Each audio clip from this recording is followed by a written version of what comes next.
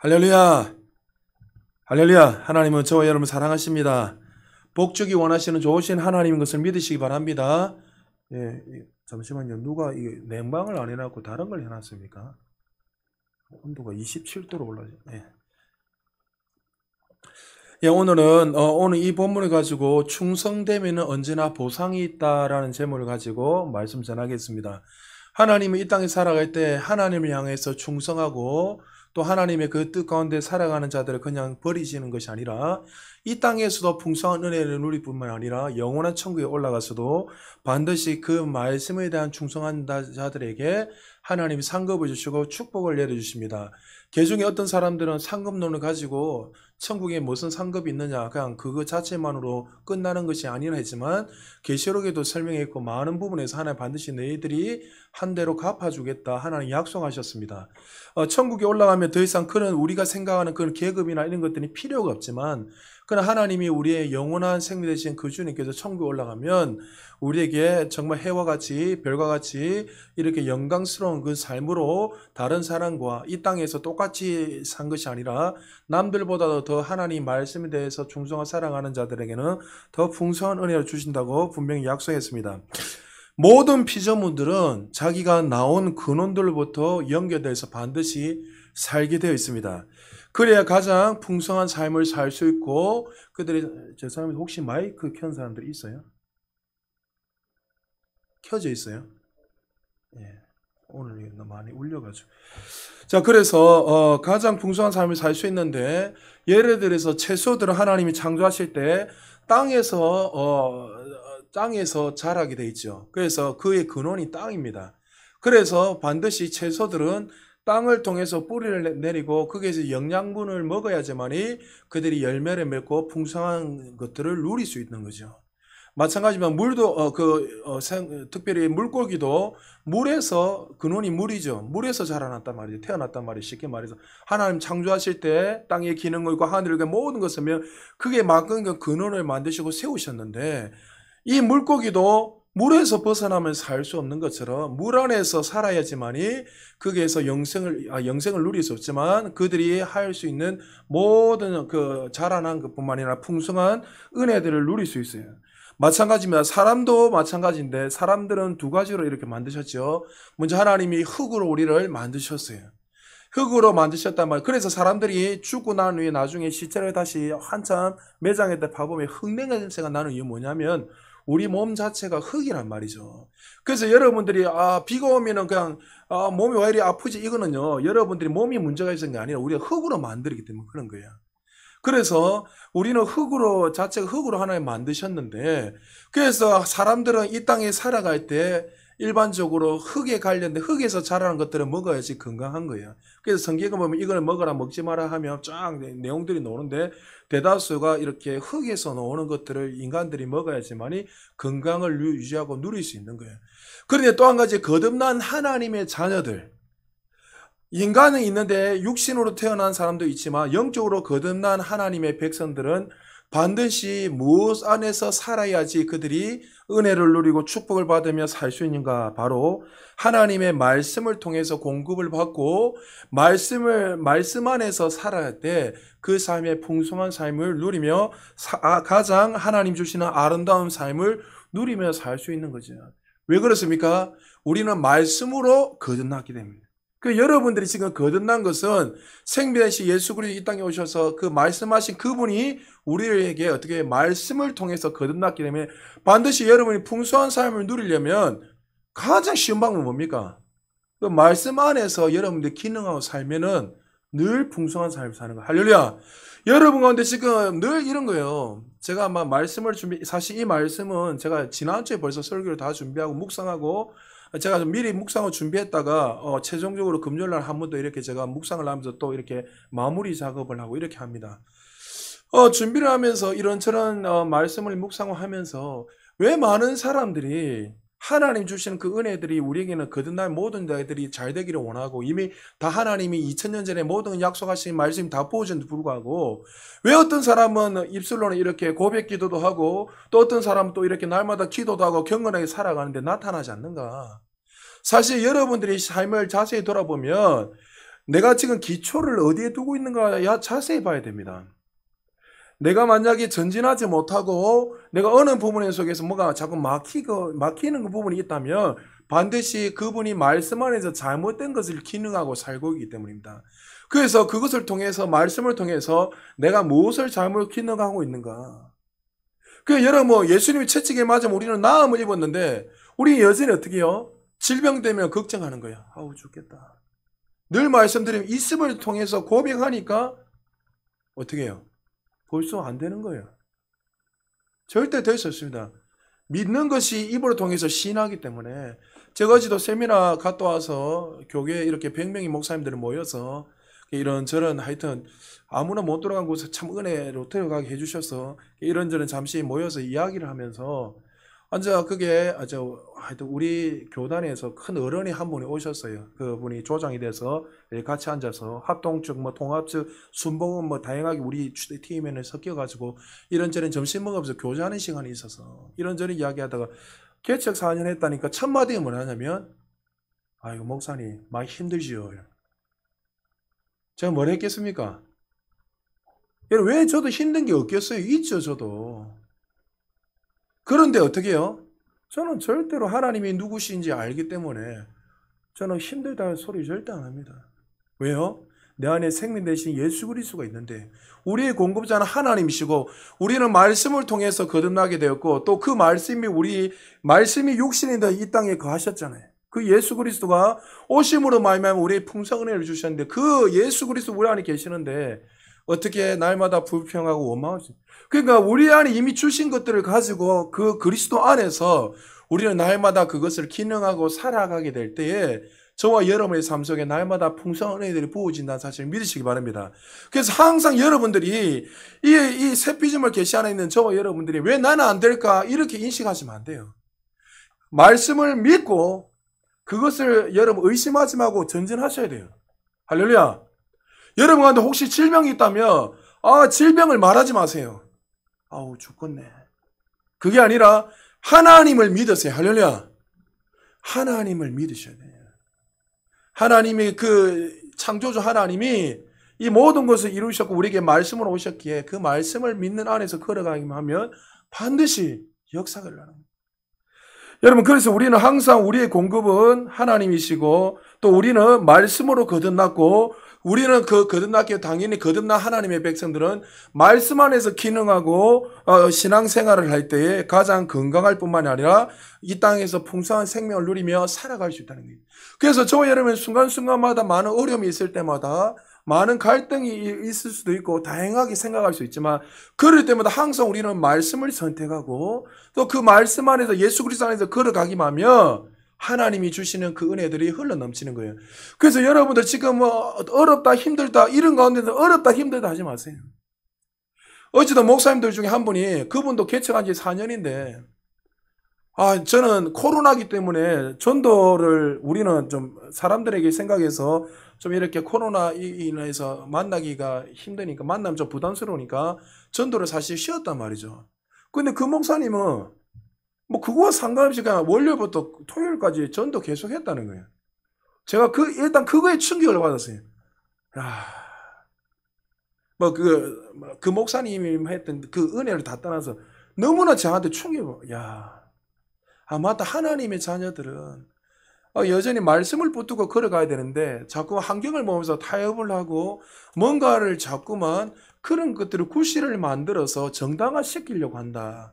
이런 생각을 하면서 제가 해결했습니다. 참 우리가 살아가다 보면 사실 그런 일들이 참 많이 있단 말이죠. 목사님이 이런 상황이 되면 하나님이 이런 상황이라면 그러지 않을 것입니다 하면서 정당화시키지만 하나님은 그렇게 말씀 안 하십니다. 동일하게 어떻게 해요? 말씀이 어떻게 말하는지. 너희들은 사람이 떡으로 사는 것이 아니라 하나님 진리로 말씀 안에 걸어가고 믿고 살아갈 때 너희들은 하나님 주신 그 풍성한 은혜를 누릴 수 있다고 하나님 말씀하셨습니다. 오늘 성경 기자는 욥에 대해서 이렇게 말하고 있습니다. 욥기 1장 1절에 보면 이렇게 말합니다. 우리 같이 한번 읽어볼까요? 시작. 우스 땅에 욥이라 불리는 사람이 있었는데 그 사람은 온전하고 정직하여 하나님을 경외하며 악에서 떠난 자더라. 자, 성경 기자는 욥이 어떤 사람이 있습니까? 정직하고 정말 하나님을 경외하고 그리고 악에서 떠난 자라고 말했습니다. 쉽게 말해서 사람들한테 인정받고 정말 누구보다 완전한 자로 살아갈 뿐만 아니라 그 당시에 우리처럼 완전한 계시가 임하지도 않았고 그때는 정말 하나님이 자연의 특별 계시, 특별한 자들에게 또 계시, 사실은 성경이 특별 계시잖아요. 근데 그들에게 자연 계시를 통해서 자연을 통해서 하나님 말씀하시고 또 부분적으로 말씀하셨기 때문에 하나님을 믿는다는 게 결단코 쉽지 않습니다. 그러니까 이번 주에 제가 여러분 칼빈의 5대 교리에서 여러분 전적 타락돼서 이걸 교리적인 것들을 좀 쉽게 해서 우리 성도님들이 꼭 들어야 되겠다 싶어서 제가 준비를 했습니다. 그래서 이번 주 설교는 특별히 여러분들이 우리 아이들도 마찬가지고 설교를 들을 때 필기를 해서 꼭 들으셔서 이 근본적인 우리 교회나 교리가 어떻게 세워져야 되는지 그걸 잘 아셔야 돼요.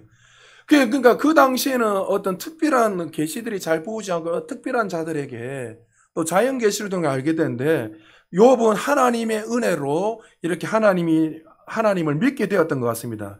그런데 욥은 참 독특하게 그 시대에 많은 사람들이 악하게 살았고 하나님을 버리고 정말 세상을 향해서 살았던 시대였는데 근데 그는 어떻게 해요? 이 상황 가운데서도 누구보다도 하나님 앞에서 정직하게 하나님을 경외하며 살았습니다. 근데 어느 날 갑자기 고난이 찾아왔습니다. 자신이 가지고 있는 재물과 그리고 또 자녀들과 가지고 있는 모든 것들이 한순간에 풍비박산이 되어서 다 다 사라져버렸습니다. 그래서 그가 몸에도 마귀가 욥을 쳐가지고 여러분 그 기왓장 하나를 들고 종기가 생겨가지고 거기서 몸을 건지러워가지고 건질고 있으니까 아내가 쳐다보면서 당신 죽어라 이렇게 이야기해요. 아내가 옆에서 오히려 당신이 하나님 앞에 큰 죄를 지었고 범죄했기 때문에 또 믿었던 친구들이 와서 또 그 친구들이 네가 죄를 짓지 않았다면 하나님 앞에 죄를 짓지 않았다면 이렇게 저주가 임할 수 없다. 한순간에 이렇게 될 수가 없다. 죽어라 이렇게 이야기합니다. 이런 상황이 왔을 때 얼마나 고통스럽겠습니까? 그 상황을 욥기 2장 8절 9절에 보면 이렇게 말합니다. 우리 같이 한번 읽어볼까요? 시작.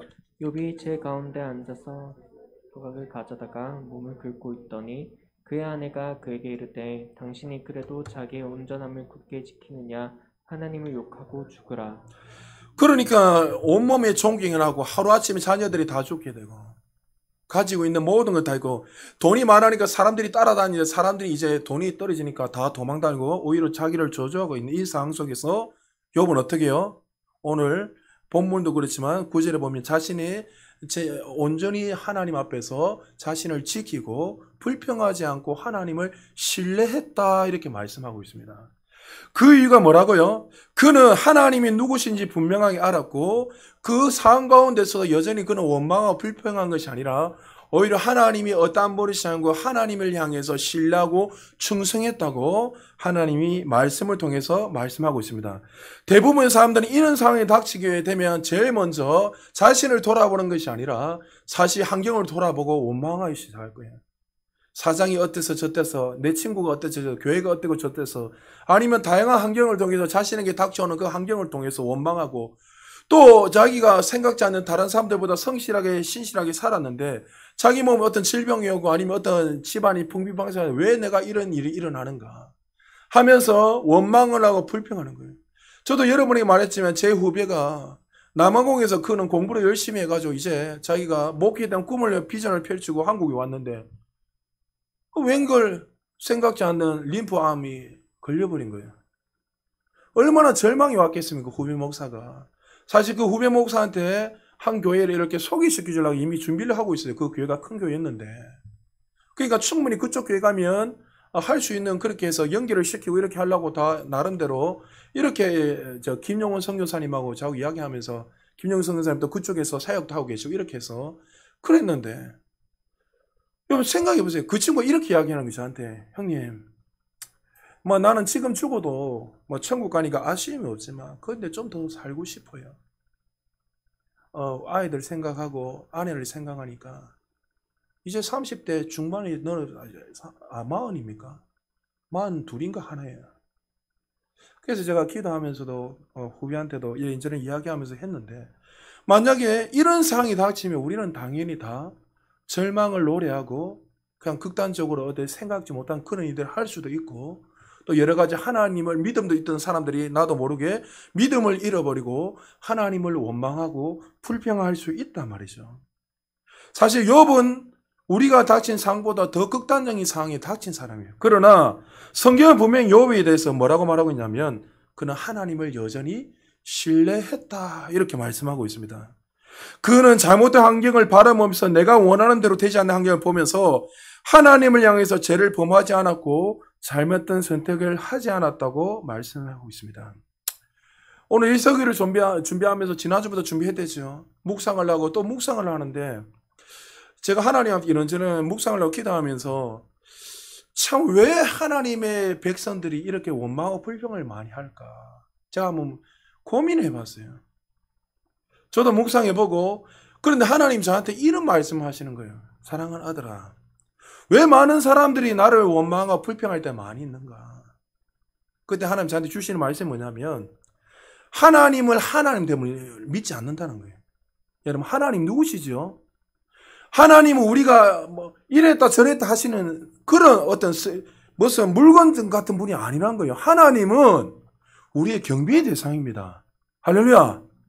하나님은 하나님의 됨을 알아야지 우리가 이런 상황이 와도 원망하고 불평하는 것이 아니라 오히려 그 신실한 하나님을 의지하게 되어 있는 거죠. 근데 하나님 저한테 주시는 말씀은 그거였어요. 많은 하나님의 백성들이 내가 누구인지 모른다. 저는 그리스도 살아계신 하나님의 아들이라고 고백은 하지만 수많은 시간 동안에 앉아서 신앙생활을 하고 살아가고는 있지만은 정말 내가 이 모든 만물을 만드신 창조주 하나님, 없는 것도 만드는 창조주 하나님, 죽은 자를 살리는 구원의 하나님, 없는 것도 우리를 사랑하셔서 있게 만들으시는 사랑의 하나님 것을 믿지 않는다. 그래서 저는 제 자신을 한번 돌아봤어요. 정말 하나님이 하나님됨을 내가 믿고 있는가? 성경에는 그를 신뢰했다 이 의미가 저는 어떻게 보면 그 의미가 맞는 것 같아요. 수많은 사람들 가운데서 욥은 그 상황 가운데서 원망하고 불평한 것이 아니라 하나님이 하나님됨을 믿었기 때문에 그를 신뢰했는 거예요. 하나님을. 여러분 하나님은 경배의 대상이지 우리가 넣었다 뺐다는 화장실 들어갈 때 나올 때 다른 그 하나님이 아니에요. 마치 우리가 아침에 눈을 뜨면 태양을 보는 것처럼 태양은 여전히 우리가 이래라 저란다고 해서 태양이 이쪽으로 갔다 저쪽으로 옮기지는 거 아니잖아요. 태양은 여전히 그 자리에 떠 있는 것처럼 하나님은 여전히 우리가 이래라 저래라 한 분이 아니라 우리가 마땅히 경배할 대상이고 창조주 하나님이세요. 그래서 그 하나님이 어떤 분인가 분명히 알게 되면 그 상황 가운데서도 상황을 보고 원망하고 불평하는 것이 아니라 그 하나님을 신실한 약속을 붙들고 살아가게 되는 거죠. 욥은 이런 상황 가운데 오늘 보면 우리 다시 한번 읽어볼까요? 우리 킹제임스 버전으로 제가 해석해놨는데 우리 욥기 13장 15절 같이 한번 읽어봅시다. 시작. 그분이 나를 죽이실지라도 나는 그분을 신뢰하리라. 그러나 나는 그분 앞에서 내 자신의 길을 지속하리라. 욥은 아까 소대에 말했지만 우리와 같이 계시가 다 열려 있는 상태에서 시대에 살았던 자가 아니었습니다. 하나님에 향한 제한된 기회와 지식에도 불구하고 그런 이런 상황 가운데서도 여전히 하나님을 신뢰하고 그분을 향해서 죄를 짓지 않고 끝까지 충성했다고 성경에서 말씀하고 있습니다.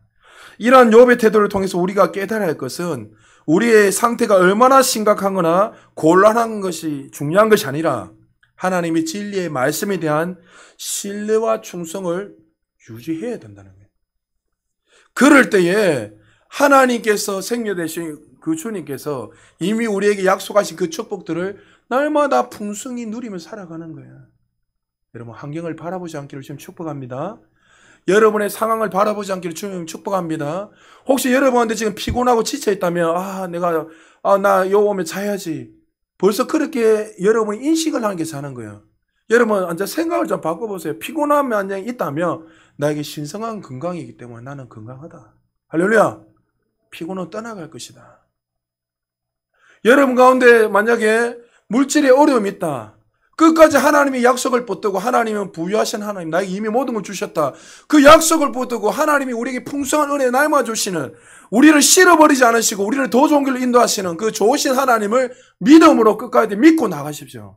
그럴 때에 여러분이 그 말씀이 정말 믿어질 때, 내가 이렇게 걸어갈 때에 이미 그 다음날에 아니면 오늘 즉시 오늘 이 예배당을 나가는 그 순간에 바로 하나님 예비한 축복들을 누리게 되는 거예요. 할렐루야. 언젠가는 되겠지. 아닙니다, 여러분. 지금입니다, 지금. 믿음은 항상 지금입니다. 언젠가는 나중에 기도하면 되겠지. 나중에 언젠가는 되겠지. 아닙니다, 여러분. 지금은 내가 믿음 말씀을 의지해서 믿음으로 나타낼 때에 여러분의 삶 속에 역사가 일어나는 거예요. 여러분 연봉이 작는 사람들은 기도하세요. 하나님 연봉 더 부어줄 믿습니다. 선포하세요. 연봉이 그러면 더 나타날 거예요. 할렐루야. 하나님 공급자는 저 사장이 아니라 그 사장을 사용하시는 하나님이세요. 할렐루야. 그걸 믿으세요. 자꾸만 사장을 어떤 애 저떤 애 이게 아니라. 욥기 42장 12절을 보니까 하나님이 말씀에 대한 순종하고 충성했던 이 욥에게 어마어마한 축복을 부어주십니다. 우리 같이 한번 읽어볼까요? 시작. 여호와께서 욥의 말년에 욥에게 처음보다 더 복을 주시니 그가 양 14,000과 낙타 6,000과 소 1,000결이와 암나귀 1,000을 두었고 1장하고 42장 계산해 보니까 나중에 보니까 가진 소유가 갑절이 되었다고 말씀하고 있습니다. 여러분 정말 하나님 말씀에 이렇게 순종해서 눈에 보이는 복들이 부어지는데 얼마나 하나님은 우리에게 더 많은 것을 주기를 원하시고 우리 자녀들이 더 잘 되기를 원하십니까? 이번 주 여러분 주일날 설교 들으면 여러분들이 구원받는 그 자체가 얼마나 복인지 모릅니다. 아무나 하나님 복 안 주세요. 아무나 구원 안 시키세요, 여러분. 여러분 예수 안 믿는 사람들에게 계속 복음 전해도 듣던가요? 안 듣는 거는 왜 하나님이 이미 창세 전에 그를 택하지 않았기 때문에 안 들리시는 거예요. 성경에 다 나와 있습니다, 여러분. 근데 우리가 이 자리에 앉아 있는 거 은혜입니다, 은혜. 할렐루야. 얼마나 큰 은혜인요. 이거 깨달으면요, 여러분 잠이 안 와요. 하나님 물어보세요, 여러분. 왜입니까? 물어보세요, 왜? 저 여러분들이 뭐 잘난 거 있습니까, 사실. 참 부족하고 연약하잖아요. 넘어지고 실패하고 여전히 또 실패하고 넘어지고 하나님 보실 때는 정말 저울에 대보면 얼마나 부족한 삶, 연약한 삶 얼마나 많이 살아가고 있습니까? 그런데 하나님 여전히 우리를 버리지 않으시고 또 넘어지면 이렇게 세워주시고 또 이렇게 세워주시고 또 안아주시고 기다려주시고 또 좋은 길로 인도하시는 좋으신 하나님이시잖아요. 할렐루야. 이것을 정말 믿게 되고 알게 되면요 우리의 삶에 혁명이 일어나고 정말 감사가 흘러넘치는 거예요. 매 시간 은혜가 부어지냐면 이게 아니라 이것을 정말 믿고 그 믿음 안에서 걸어가면요 매 분초가 정말 그 구원의 은혜 때문에 기쁨으로 살아갈 수 있는 거예요. 정말 세미나 그때 설교도 정말 짧았어요. 간단히 하여튼 대단한 목사님도 많이 있었지만 그런데 개척교회 목사님들 정말 많이 오셨어요. 100명만 딱 오셨다며 부산과 경남 쪽에 딱 100명 목회자들만 딱 와서 하여튼 저희 교단에서는 저희 노예에서는 4명만 갔어요. 그런데 그 힘든 상황, 열악한 상황 속에서 제가 무엇을 다시 한번 도전받냐면 참 목사님들이 정말 세상 말로 말하면 아무것도 없어요, 진짜. 내가 볼 때. 그런데도 하나님이 주시는 그 약속을 믿기에 감사함으로 그들의 믿음을 지키며 살아가는 그거 보면서 제가 다시 한번 도전해보면 하나님 제가 회개합니다, 정말. 너무 제가 태만하고 자만하고 제 자신을 다시 한번 돌아보세요. 말씀 은혜 받는 게 아니라 하나님이 그걸 보여주시는데 내가 이렇게 살아서 되는가? 이렇게 안락하게 편하게 이렇게 누리는 게 맞는가? 율법으로 이야기하는 거 아닙니다, 여러분. 저한테 하나님께 주신 거예요. 내가 정말 더 성도들을 위해서 사랑하고 정말 주님을 위해서 더 생명을 걸어야 되겠다. 원래 여러분 기도 좀 많이 해주셔야 돼요, 저를 위해서. 여러분 또 다른 예가 있습니다. 예수님이 공생애 가운데 수많은 사람들이 따라다녔습니다. 그 따르는 무리 가운데 예수님의 가르침을 따라 불만을 가지기 시작했던 제자들이 많이 있었습니다. 수많은 무리들이 따라가면서 예수님이 설교할 때마다 도대체 왜 저런 설교를 하는가? 그 가르침에 이해를 못했어요. 그들은 예수님을 쫓아다니는 대다수의 사람들은 무슨 문제점을 또 하세요? 떡의 문제를 해결하기 위해서. 자신의 개인의 삶의 문제를 해결하기 위해서 따라왔단 말이죠. 사람들이 죽은 자가 살아나고 안전병이나 수많은 문제들이 가진 자들이 회복되고 치유되는 걸 보면서 나도 그 예수님을 따라다니면 나도 그렇게 해서 갈 수 있겠다. 또 어떤 사람은 이 철장의 건설을 가지고 이제 우리는 로마의 속국에서 자유해서 다윗과 같은 그런 막강한 그런 힘이 있는 왕이 될 수 있다. 이분이 왕이다. 그런 메시아로 생각하고 따라다닌단 말이죠. 그런데 그들이 예수님의 메시지를 들으면서 낙심하고 돌아서기 시작합니다. 요한복음 6장 60절에서 66절 보면 이렇게 말합니다. 우리 한 절씩 교독합니다. 제자 중 여럿이 듣고 말하되 이 말씀은 어렵도다. 누가 들을 수 있느냐 한데 예수께서 스스로 제자들이 이 말씀에 대하여 수군거리는 줄 아시고 이르시되 이 말이 너희에게 걸림이 되느냐. 그러면 너희는 인자가 이전에 있던 곳으로 올라가는 것을 본다면 어떻게 하겠느냐? 살리는 것은 영이니 육은 무익하니라. 내가 너희에게 이른 말은 영이요 생명이라. 그러나 너희 중에 믿지 아니하는 자들이 있느니라 하시니 이는 예수께서 믿지 아니한 자들이 누구며 자기를 팔 자가 누구인지 처음부터 아심이로라. 또 이르시되 그러므로 전에 너희에게 말하기를 내 아버지께서 오게 하여 주지 아니하시면 누구든지 내게 올 수 없다 하였노라 하시니라. 그때부터 그의 제자 중에서 많은 사람이 떠나가고 다시 그와 함께 다니지 아니하였더라. 그러니까 그들은 떡의 문제, 자신들의 개인의 문제를 해결할 메시아.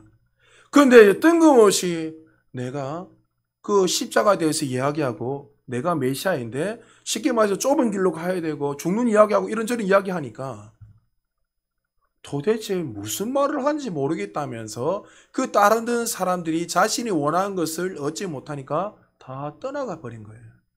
그리고 이제 12제자들이 남았을 때, 그리고 주에 얼마 정도 남아있었겠죠. 그때 제자들에게 물어봅니다. 일부 제자들에게.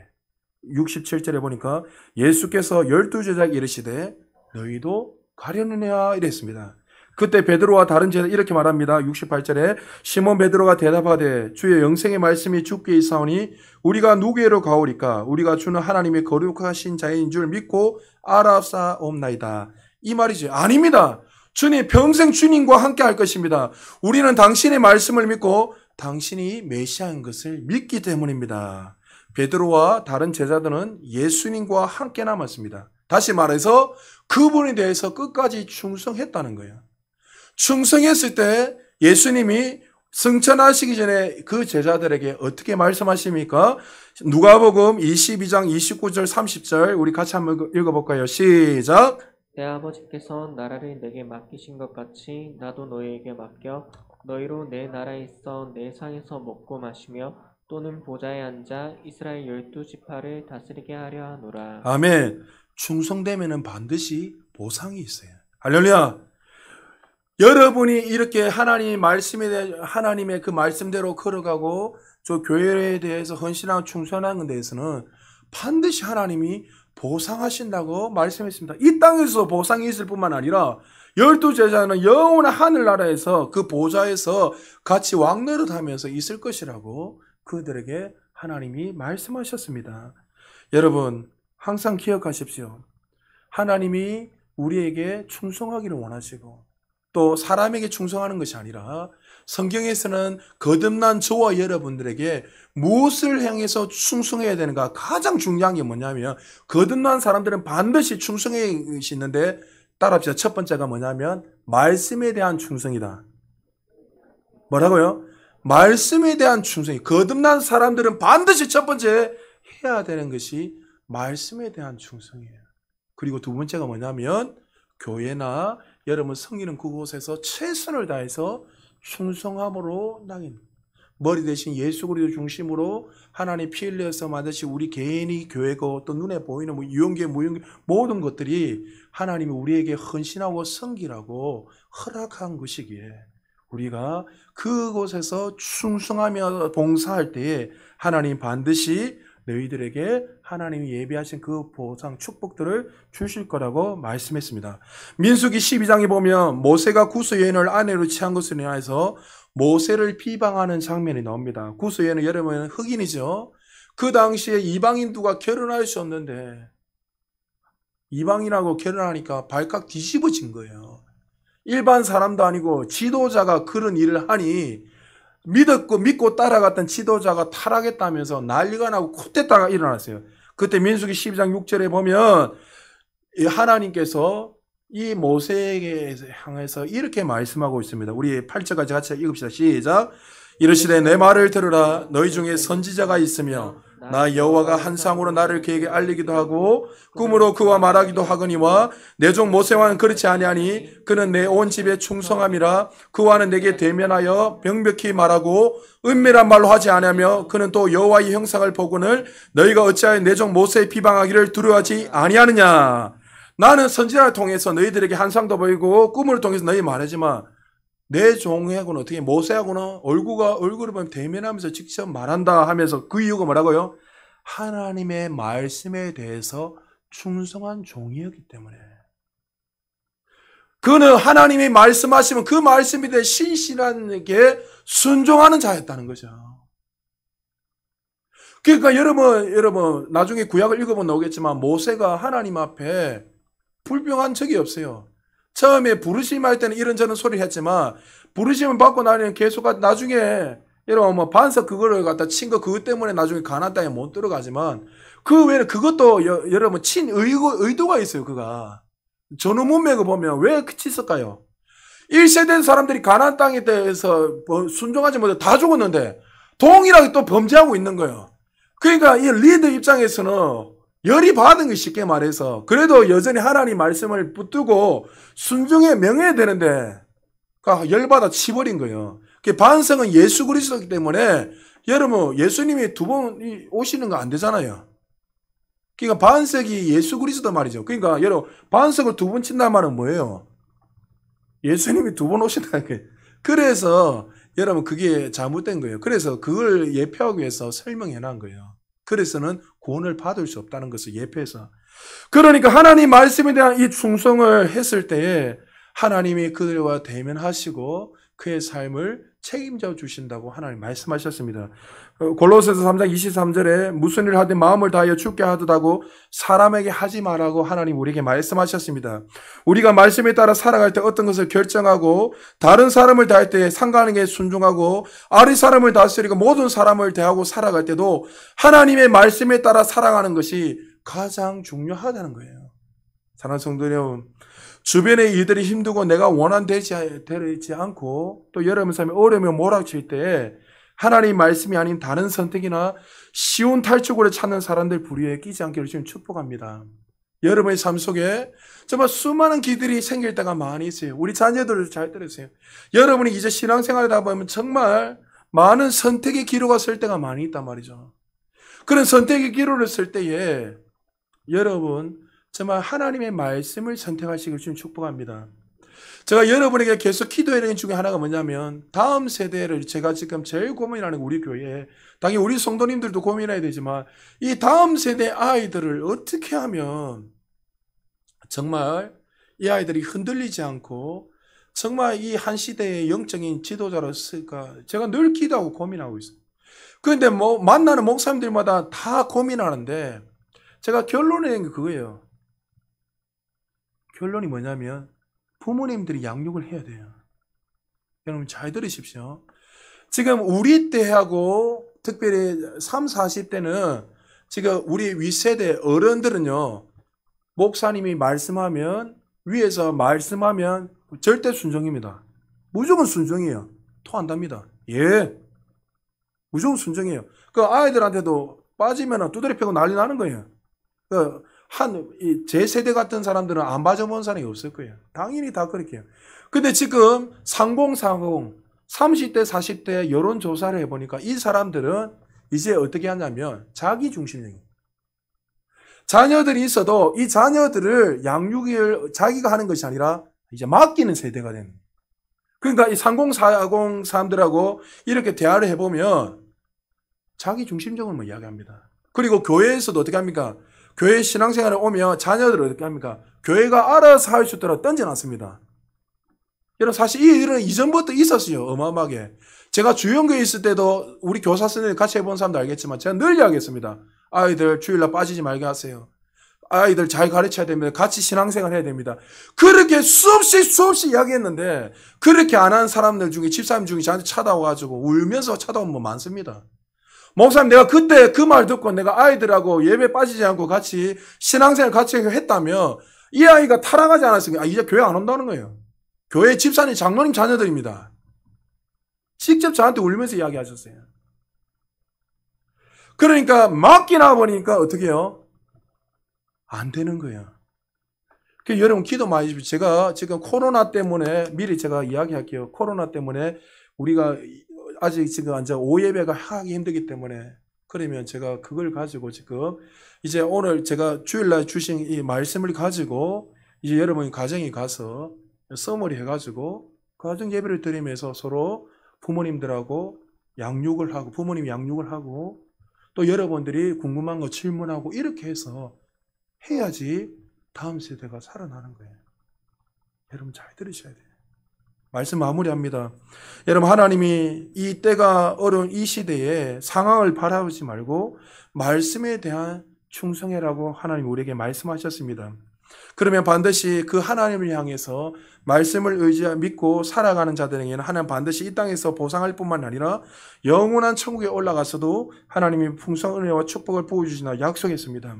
여러분 우리는 이 축복을 운반한 자고 또 우리는 말씀에 대한 충성을 낼 때 하나님께서 주시는 그 풍성한 삶을 누릴 뿐만이 아니라 우리는 말씀으로 거듭났기에 우리는 그 말씀 안에서 기능하고 살아가게 되면 반드시 우리의 삶 속에 영광에서 더 큰 영광 올라간다는 사실을 기억하시고 눈에 보이는 그것을 여러분 따르기를 기뻐하지 말고 하나님의 말씀이 아니다면 그 말씀에 순종함으로 여러분들이 선택하고 걸어나갈 때에 여러분의 삶 속에 하나님 주시는 그 풍성 은혜들이 흘러넘치고 또 여러분의 자녀와 여러분의 가정 속에 하나님이 기뻐하시는 그 풍성 은혜들을 부어주시기를 주의 이름